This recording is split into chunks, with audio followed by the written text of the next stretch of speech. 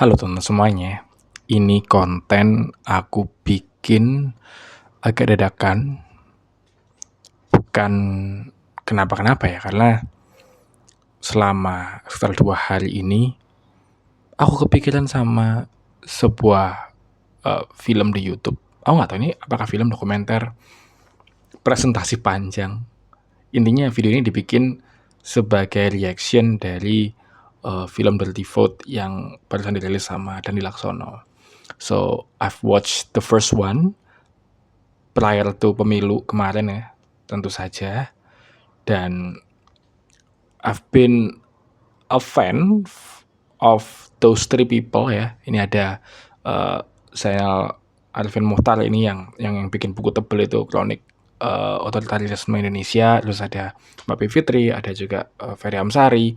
Terus di episode yang paling juga ada direkturnya Selios yang menurutku ngasih data ekonomi yang cukup menarik. Tapi di video kali ini tuh aku mau berbagi dulu aja. Ini kita akan start videonya dengan rangkuman dari aku sebenarnya apa sih film ini isinya, dan baru setelah rangkumannya aku akan share apa yang bikin aku overthinking.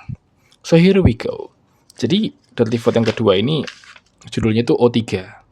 Otak, otot, ongkos. Otot dulu sih, otak sama ongkos.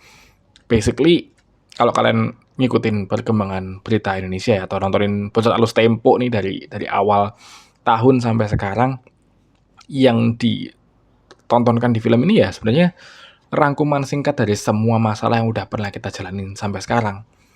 Nah, aku ngelihat ada beberapa akar masalah sebenarnya. Pertama dari otot dulu. TNI sama Polri itu memang overpowered. Selain mereka menggunakan kekerasan untuk melanggengkan kekuasaan mereka, dan ketika mereka melanggar nggak bisa dihukum. Aku jadi ingat kayak quotes-nya di Watchmen gitu, who watches the Watchmen? Siapa yang ngawasin pengawas keamanan ini? Siapa yang mengamankan kalau si petugas keamanan ini bikin salah? Itu kan yang terjadi kemarin waktu demo di Agustus. Ada polisi yang ngelindas orang, dan sampai hari ini I don't think they got the punishment they deserve. Kayak nggak dipidanakan kan, suruh minta maaf aja, ini kasih tahu ya, ntar cemiwi ya. Tapi mereka nggak dapat hukuman yang mereka harusnya dapat. Militer juga sama, militer juga ketika mereka bersalah mentok di pengadilan militer, nggak, padahal mungkin kesalahan mereka udah di ranah pidana. Dan militer kita tahu ini udah masuk ke ranah kemana-mana nih kekuasaan mereka, dari mulai food estate, terus MBG pun juga kita tahu, Badan Gizi Nasional separuhnya itu orang-orang militer meskipun purnawirawan. Ini ada menarik nih pemaparan dari film ini.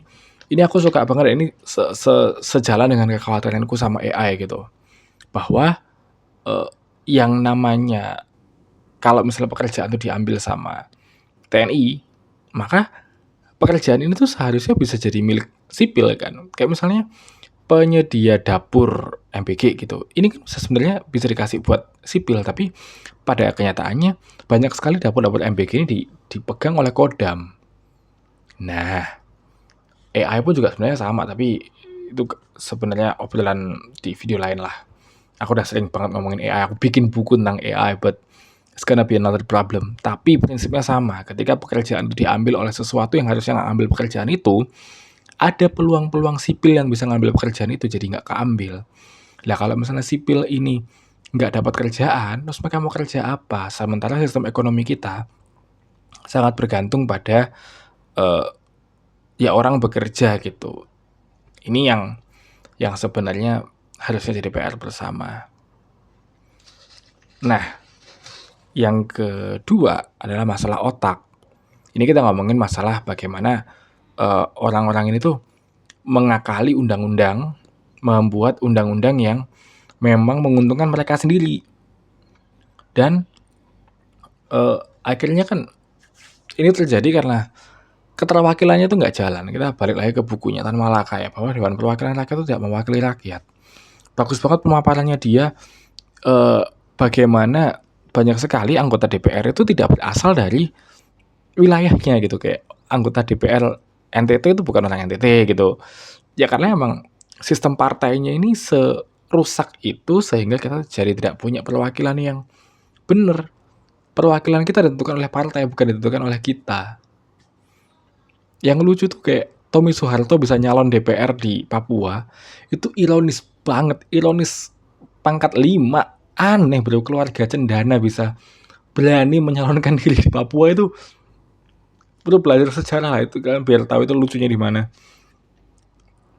Dan yang terakhir, semua tadi itu kan butuh ongkos. Jadi seperti aku tadi bilang bahwa mereka itu menggunakan semua otot dan otak ini untuk memperkaya diri mereka, sehingga apa? Sehingga di tahun 2029 nanti mereka bisa menang lagi. Karena 2024 kita udah membuktikan bahwa yang menang pemilu adalah orang yang punya modal banyak, orang yang bisa bayar media, orang yang bisa bayar influencer, orang yang bisa bayar serangan fajar. Dan ini aku suka banget pemaparannya mereka adalah orang yang bisa membayar pengawas. Dan pengawas di TPU itu tidak murah. Oke, so problemnya kurang lebih itu teman-teman. Gejala-gejalanya ya kayak apa yang kita rasakan sama kebijakan Pak Bahlil. Dan apalah hari ini loh orang yang membuat meme tentang Bahlil bisa dipolisikan. Itu kan lagi-lagi penyalahgunaan kekuasaan gitu.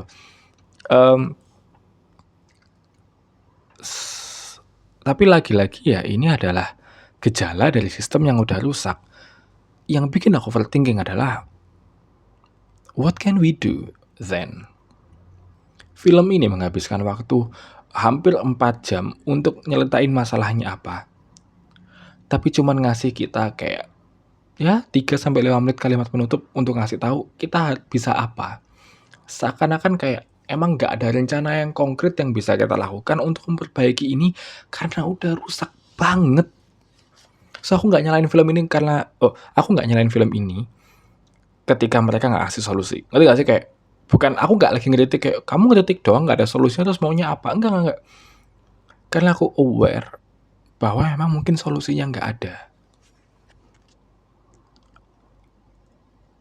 Aku coba list saran-sarannya mereka apa.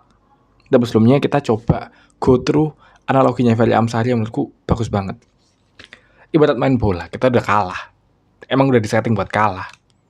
Oke, secara pemain mereka. Anggaplah kita tim nih, ya. Pemain mereka itu udah jago-jago banget. Mereka beli pemain yang mahal-mahal. Kayak Chelsea, kayak Real Madrid dulu. Referensiku tahun 2000-an banget ya. Siapa sih yang sekarang menang karena pemainnya beli bagus-bagus? City. Aku nggak tahu ya. Ini pengetahuan bolaku kosong. Pengetahuan bolaku mentok di Chelsea masih pelatihnya Jose Mourinho udah. Terus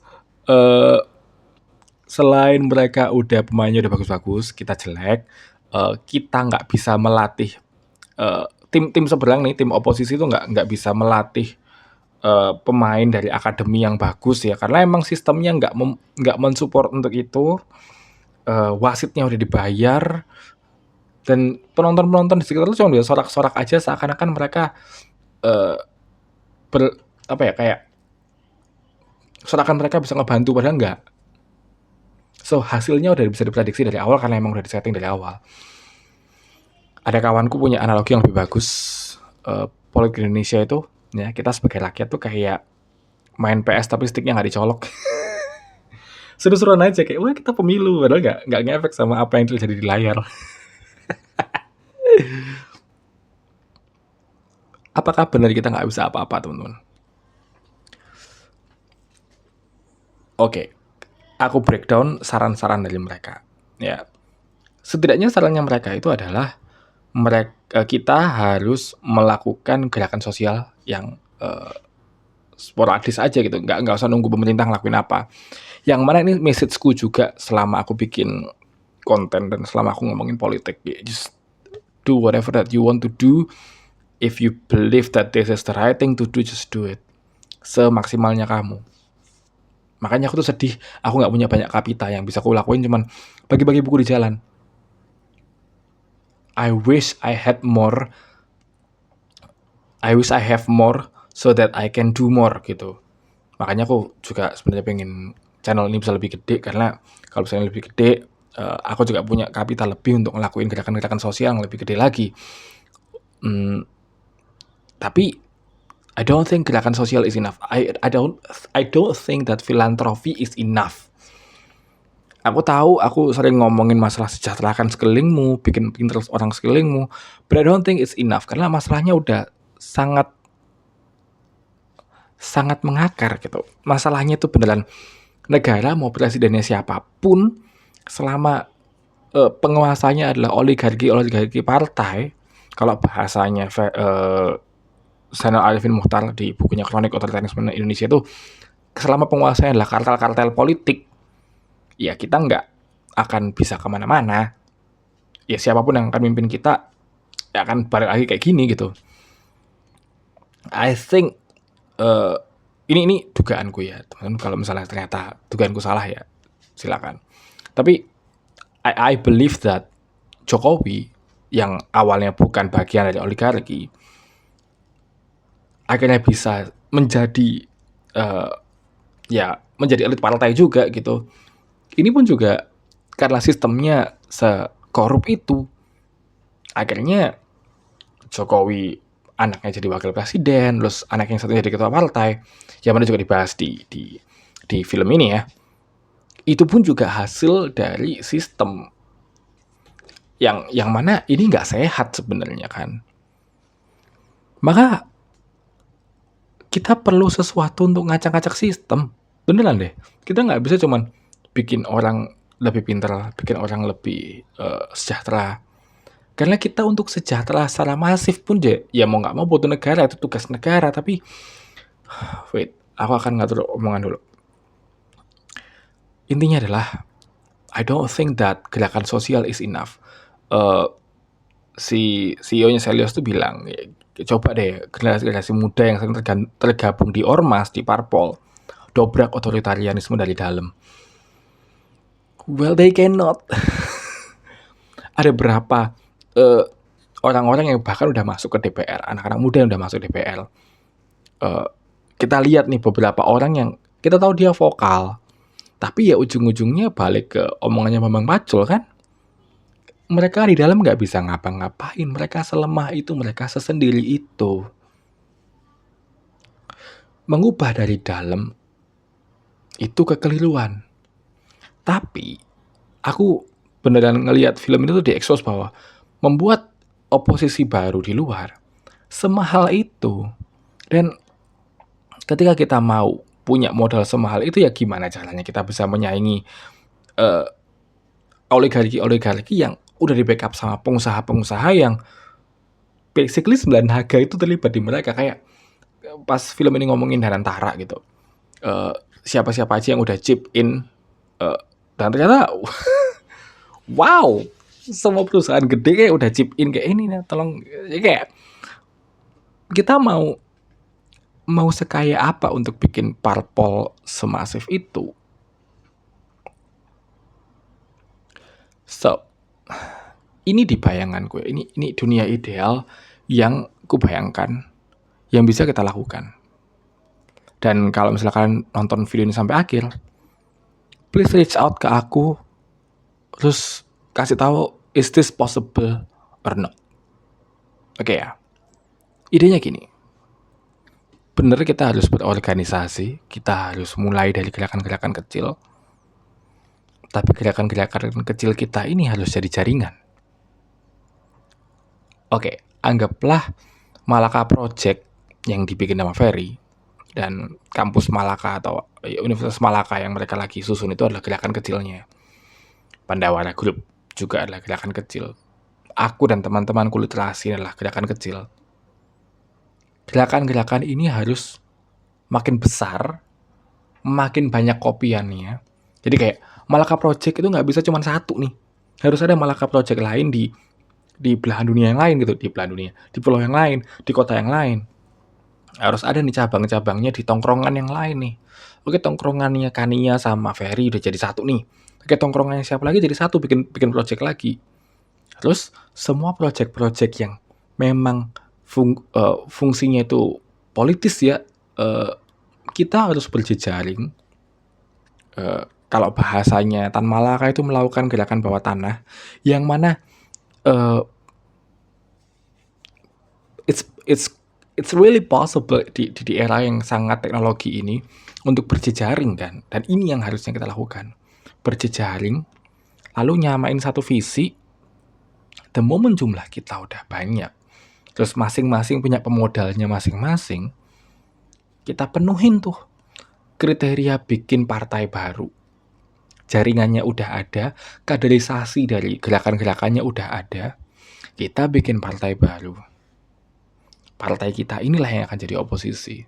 Partai anak muda ini yang jadi oposisi, yang tidak terafiliasi dengan partai yang udah gede. Kebayang nggak maksudku? Aku ulang lagi ya. Idenya adalah, anggap ada Malaka Project nih.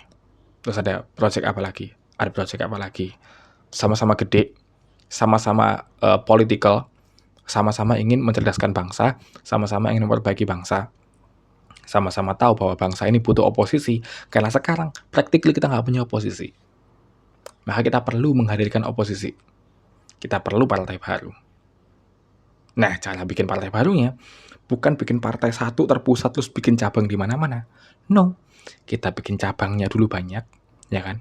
Kita nih bikin gerakan sendiri di sini, bikin gerakan sendiri di sini, kita bikin bendera kita sendiri. Terus suatu kali nih, kita bikin semacam kayak Sumpah Pemuda gitu, ya. Semua bendera-bendera kita ini ya, kita masukin di satu forum, kita bikin satu partai baru. Terus kita deklarasi, kita daftarin kita ke pemilu, udah masing-masing daerah udah punya calon-calon dan yang udah kita kaderisasi dari lama. Nah ini idenya. Aku nggak tahu apakah 4 tahun cukup untuk kita melakukan ini. Tapi ini bisa kita lakukan. Setidaknya kalau persekutuan kita ini udah cukup gede, ya nggak mungkin kita nggak ngelakuin sesuatu selama 4 tahun. Nggak mungkin kita cuman diem-diem aja selama 4 tahun. Pasti kita ngelakuin sesuatu yang berguna buat masyarakat. Tapi ya tadi, setiap organisasi-organisasi kecil ini, setiap afinitas-afinitas kecil ini harus berorganisasi, terus harus berjejaring dengan afinitas yang lain. Ini yang bisa kita lakukan sebenarnya. Semoga kalau video ini nyampe kalian, ada yang reach out ke aku terus mendiskusikan obrolan ini dulu aja deh. Mendiskusikan ide ini, kalau menurut kalian make sense. Ayo kita eksekusi benar-benar. Terus kita pikirin, kita bisa apa ya? Kita bisa bikin gerakan apa ya? Kita bisa menyita perhatian rakyat lain supaya mereka join ke gerakan kita dengan cara apa ya? Itu dulu dari aku. Please, kalau kalian seide sama aku, reach out. Instagramku @aditmkm, atau kalian bisa komen di sini juga nggak apa-apa, nanti aku balesin.